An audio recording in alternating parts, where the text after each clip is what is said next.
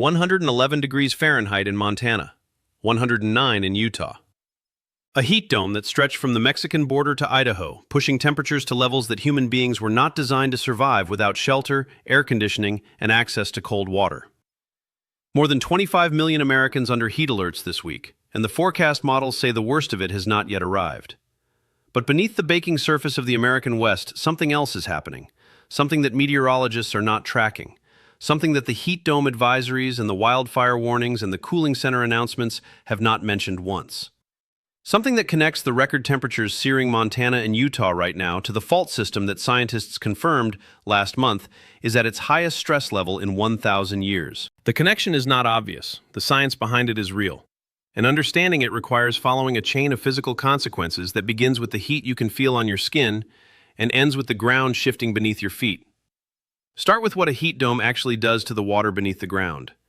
A heat dome is a high-pressure system that traps hot air over a region, suppressing rainfall, accelerating evaporation, and extending drought conditions across the areas beneath it.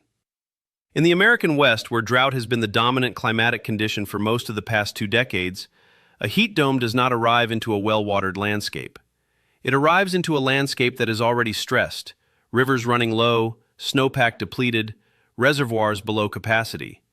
And it intensifies every one of those conditions simultaneously. The primary response to drought in California's Central Valley, the agricultural heartland that produces more than 1/3 of the nation's vegetables and 2/3 of its fruits and nuts, is groundwater pumping. When surface water disappears during drought, farmers and municipalities pump from the aquifer. In a normal year, that aquifer recharges from winter rains and snowmelt. In a drought year, especially a drought extended and intensified by a heat dome, the recharge slows, the pumping accelerates, and the net result is that the total volume of water stored underground in the Central Valley declines. That decline has been happening for over a decade. And in 2014, researchers published a study in the journal Nature that should have changed how every Californian thinks about groundwater. Colin Amos at Western Washington University and colleagues, analyzing GPS data from monitoring stations embedded across the Sierra Nevada and the California Coast Ranges, found something extraordinary. The southern Sierra Nevadas and the coastal ranges were rising, physically lifting, at rates of 1 to 3 millimeters per year. That uplift was not tectonic. It was not caused by magma or plate collision. It was caused by the removal of groundwater from the Central Valley. When you pump billions of gallons of water out of the ground, the land above it rises, the same way a mattress expands when weight is removed from it. And when the mountains rise on either side of the Central Valley, the flexing of the Earth's crust and upper mantle produces stress changes on the faults that run through those mountains, including the San Andreas. Paul Lundgren of NASA's Jet Propulsion Laboratory, writing in an editorial accompanying the Amos study, described the finding precisely. Human activities can cause significant unclamping of the nearby San Andreas Fault system through flexing of the Earth's crust and upper mantle. Unclamping is not a casual word in seismology. Faults are held together by normal stress, the pressure of the rock pressing the two sides of the fault together. That normal stress is what friction relies on to prevent the fault from slipping. When the crust flexes in response to groundwater removal, the normal stress on certain sections of the San Andreas decreases. The fault becomes less clamped. The friction holding it together is reduced, and a fault that is less clamped requires less additional stress to slip. A subsequent study, published in the Journal of Geophysical Research in 2020, and drawing on direct estimates of groundwater volume loss during California droughts, calculated the Coulomb stress changes at seismogenic depth, the depth at which earthquakes actually nucleate, produced by groundwater unloading. The result? Coulomb stress changes of up to 5.5 kilopascals on faults near the valley edge, with seasonal fluctuations of up to 2.6 kilopascals, corresponding to the annual cycle of groundwater pumping and recharge. The San Andreas itself, farther from the valley, experiences smaller stress changes, approximately 40 pascals per year from groundwater fluctuation alone. That number is small relative to the total tectonic stress on the fault, but the study found that periods of increased groundwater stress correlated with higher than average seismic moment release, meaning more energy released in earthquakes during the fall when groundwater levels are at their lowest. Stop for a moment. California pumps more groundwater during droughts. Droughts are intensified by heat domes. Heat domes are becoming more frequent and more severe. More groundwater pumping produces more crustal flexing. More crustal flexing produces more unclamping of the San Andreas. And a San Andreas that is less clamped sitting at its highest tectonic stress level in 1,000 years, according to the Burkhardt study published last month, requires less additional perturbation to reach its failure threshold. The 2025 study, published in the journal Chaos by Matheus Saldanha and colleagues at the University of Tsukuba, adds another layer to this picture.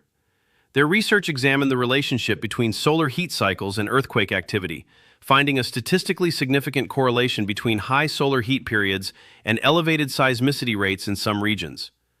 The mechanism they propose involves thermal expansion of the crustal surface. When the ground heats up during extreme heat events, the surface rock expands, and that expansion produces stress changes at depth.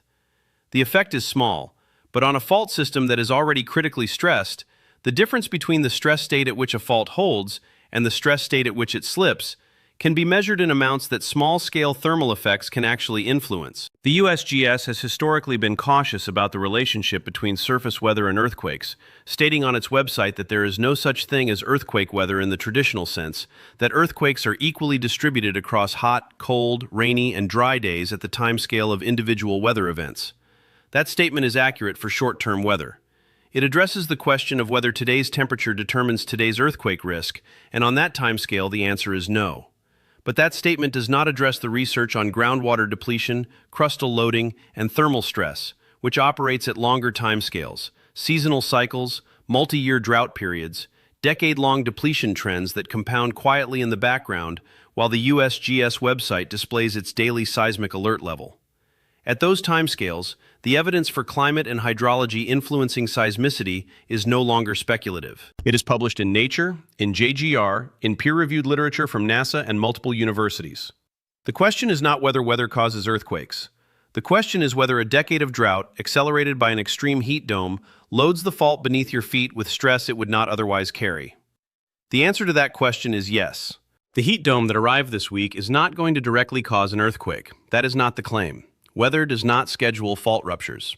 The claim is something more specific, more documented, and ultimately more concerning. A prolonged heat dome drives groundwater pumping. Groundwater pumping reduces the water volume stored beneath the central valley. That reduction flexes the crust. That flexing changes Coulomb stress on the San Andreas and adjacent faults. And those stress changes, small individually, compounding over years and decades of drought, are adding to the total stress load on a fault system already at its maximum in 1,000 years of geological record. The groundwater in the Central Valley that farmers are pumping right now, this week, during the heat dome, will show up in GPS data as crustal uplift. That uplift will produce stress changes. Those stress changes will arrive at the San Andreas as an increment, tiny, measurable, real, added on top of 169 years of accumulated tectonic stress. And they will not be undone when the heat dome passes. California's drought has removed enough groundwater from the Central Valley in the past century that the volume lost is comparable to the volume of Lake Tahoe, approximately 39 cubic kilometers of water that once existed underground and no longer does. The mountains have already risen. The crust has already flexed in response. The stress on the San Andreas has already changed. Scientists have measured the GPS signal of that flexing. They have calculated the Coulomb stress changes at seismogenic depth. They have published the correlation between groundwater loss cycles and elevated seismic moment release. None of this is speculation. All of it is in the literature. And the heat dome that arrived this week is not beginning this process. It is continuing it, accelerating it, at exactly the moment when the fault system being loaded is confirmed to be at its most stressed state in a millennium. 111 degrees in Montana. 109 in Utah. The heat dome that broke records this week did not break anything underground. It loaded it. Subscribe to Seismic Alert. We will keep tracking what builds beneath the surface.